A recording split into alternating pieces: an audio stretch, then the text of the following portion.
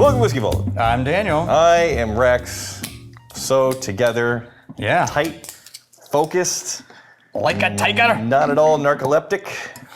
We got this. Okay, well, we've got a gift from very new patron saints. Ooh, yeah. Oh, and I filled it, but it'll get to change the tone. Patron saints of whiskey, Shane Cork and Eric Elvigan. Shane Cork and Eric Elvigan, you patron saint of whiskey.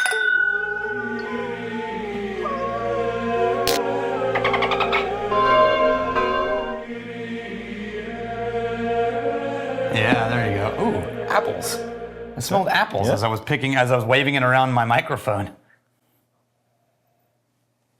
Yeah? There's a funk to that, though. Yeah. Yeah. There's It's an apple orchard, it's an apple orchard, but what is this? Is this like freshly mulched. There you go. Mulchy funk? Yeah. Mulchy apple That's orchard the grain, funk? right? That's yeah. your malt. Okay, that's what it was. Mulchy, dude, right out of the gate. I don't know what's in this. I don't know what kinds of malt. How is it? Different kinds of malt. I do know it's a single malt. It's pronounced mulch. Mulch. Single mulch whiskey. Single mulch. But apples. There's this really zesty, candied apple caramel kind of apples. Yeah, yes, I'm still hung up on the mulchy funk. You're not wrong. But apples is a very, very common whiskey note.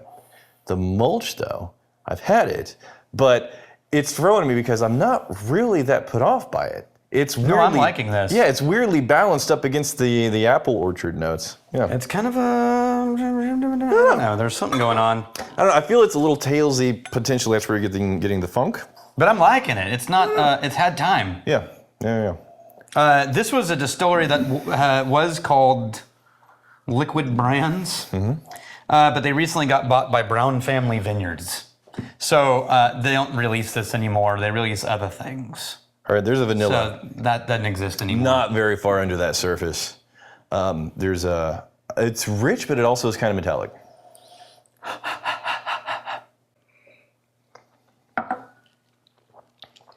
I kind of like the hell out of that. I like the taste I do too. quite a bit more than the nose. It's a little thinner. It does drop off a cliff towards the end. Yeah, it doesn't last long. 92, so 46%. Oh, and then it finishes with kind of a charred oak. Bye, Mom. It does have a little bit of a burnt charred oak finish. Yeah. And It's a short ride, but it's fun. I like it. by the way, a pause for the fact that Brandon Dufresne donated a Busker's Irish whiskey. Oh, Busker's, yeah. But we've already reviewed all the Busker's stuff, so this is his benevolenting. And this is where, if I remember, I get to start it, Yeah, sure. because I'm the benevolenting one, right? Yes. So this is where I say, Brandon Dufresne, you benevolent bastard.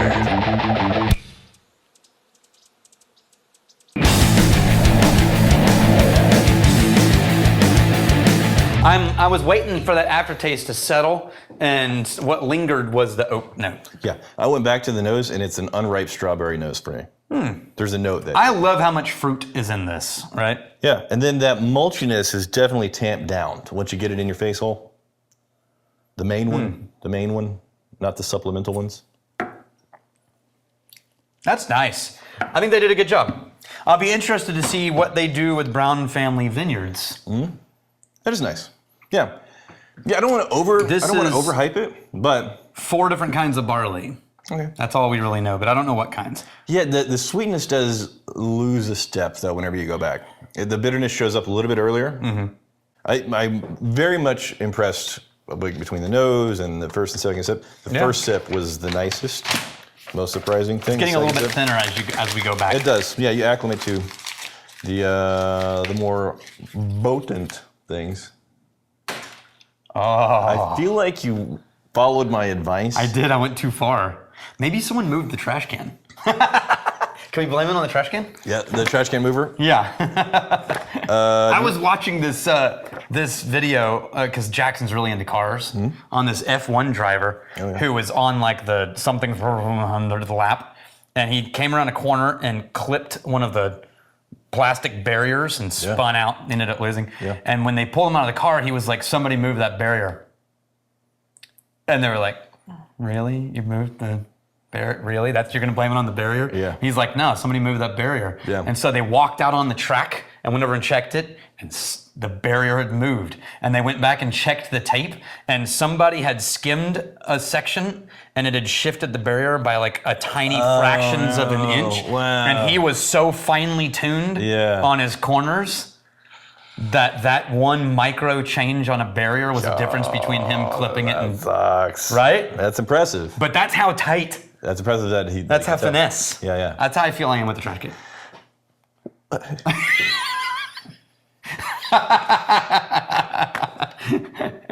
Do we want to add water? Sure. I was going to do it from my bottle, but I've been drinking out of it. There's quite a bit of stuff happening in there. It's not a long finish, and I'm not expecting it to be game changing, but I think there's enough to justify a bit of water. Super Dwight 15. How do you know what dry driftwood tastes like? You don't dry driftwood? What is wrong with you? So here's the... That's the first thing I do every morning. This is actually, I think, a really interesting question. So mostly smell. Yeah, so the way that smell works... Okay, that's the right amount. The way that smell works and taste works is it's mostly tied into memory and patterns. Yeah. And so people are like, well, how can you make up this theoretical taste and smell? And it's like, well, because most of smell is recurring mental patterns. And so it is real to tie things together and then put them next to each other and then be like, I could actually imagine those things together. Yeah. And what's fun is whenever your tasting notes, your subjective, the things that you are drawing from associative memory, they very often line up with somebody else's. Yeah. And then very often it's like, oh, no, I have a completely different experience with that tasting note. And it'll be related to other things. Brown sugar with the water. Yeah. It got way better, actually. Yeah. Although I'm missing the apple a little bit, but it got the mid palate on the nose. Honestly, came out. The apple fell off a cliff on the second sip. Like the water didn't do that. This is a good nose. I like the nose better for sure. Oh, and it's a better palate. Oh, dude. A little blink block. That really cracked the oils out of it. It did. You rounded it off. It's like less bitter now. It made it more sweet on the taste. That's great. I like that. Yeah. Well done, guys. There's a vanilla caramel now mixed in with that charred oak. A salted caramel. Yeah, that charred oak in there. Oh, yeah. Yeah, it's a thing. We have what is this here? Shea Snell, 3938. ABV bung would be like a steak thermometer. Yeah. Wouldn't that be cool? Yep. Like, how has that not been done? Well, also watching you guys so excited about a whiskey was something I haven't seen for a while, and that was awesome. Yeah, Lafroig 20. That was the Lafroig cast ring. So I looked this up, and as far as I can tell, the only thing stopping a really innovative, kind of cool bung with an ABV on it is the equipment to measure ABV is a lot more expensive than the equipment to measure temperature. Yeah. So like with temperature, you can put on little sticky things. Yeah, and then it comes down to the question of why. Is it an economies of scale type of deal? Right. Where if you were producing 100,000 of these things, all of a sudden it's not, we're doing 20 this month, but we're doing thousands and thousands, or are there some rare earth metals involved, or is it just to try and get the very detailed placement of these things in a precise location so it can measure accurately?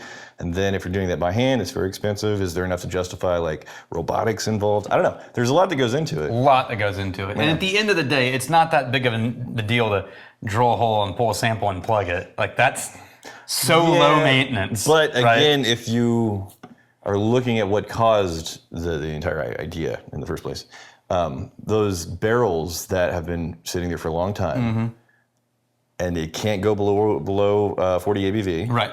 And very often it'd be really cool, the barrel house, if there was a way to measure, I don't know, like water pressure or something. If like the bung is wet and it's taking, and then over time you can see over the past 3 weeks, this has gotten less and less pressure. That means you have a leak. So, maybe. Yeah. And then if you got some very cheap... That's a lot of money in a bung. No, very cheap Bluetooth connectivity. There's a lot of money in the bung stand. But Bluetooth connectivity, where all of a sudden something just starts reporting to you day to day, and then you can see trends over a week. It's like, holy hell, barrel number 357, this thing's dropping off a cliff. It probably has a leak. Yeah. We got to go handle it. Because then you're like just pouring money on the floor, and if it's been a huge warehouse... It feels to me like the solution to this is also pouring money on the floor. Well,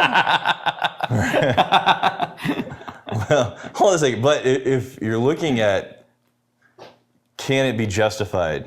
Yes. Okay. So here's what I would say. So There's probably a point. The money lost in a single barrel going forward. I would think it's not justified if you're a real warehouse with 100,000 barrels for every barrel to have this high end state. But if you've got some stuff that once it hits a certain mark, then the cost that the money you could make from that barrel is worth putting in more measurable things. Well, and sure. And like the bung can be reused, right? I think this would be more about like you could bulk buy a bung that you could like slide this insert in and out of. It would be silicone for sure. Yeah, and so you don't even. Yeah, it would be a silicone bung. Yeah. And then you would have drilled out. Yeah, the insert just kind of seals and unseals as it gets put in and out. Yeah. And so you could silicone bung everything, but then have the tool only go in certain things. Yeah. That's not the right business, in case you were wondering. So you have to have the distillery of not too big, not too small, and then the right thing in that barrel. And enough money. Yeah. No. That's worse. But as far as business models go. It would more be a fun exercise in developing a product. But then you would get to the end of the development costs and be like, all right, who's the 62 people in this country that would be interested? That could use this, right. Yeah. And then you're going to be like, the company that made it worked, and now you're out of business. Oh, yeah. Because that's all they needed. Right. It's like, thanks. That patent's adorable. I'm going to put that little bit right there, and now it doesn't mean anything. All right, here's to fighting, stealing, and drinking. If you fight me, I fight for a friend. You steal, may you steal your liver's heart. And if you drink, may you drink with us.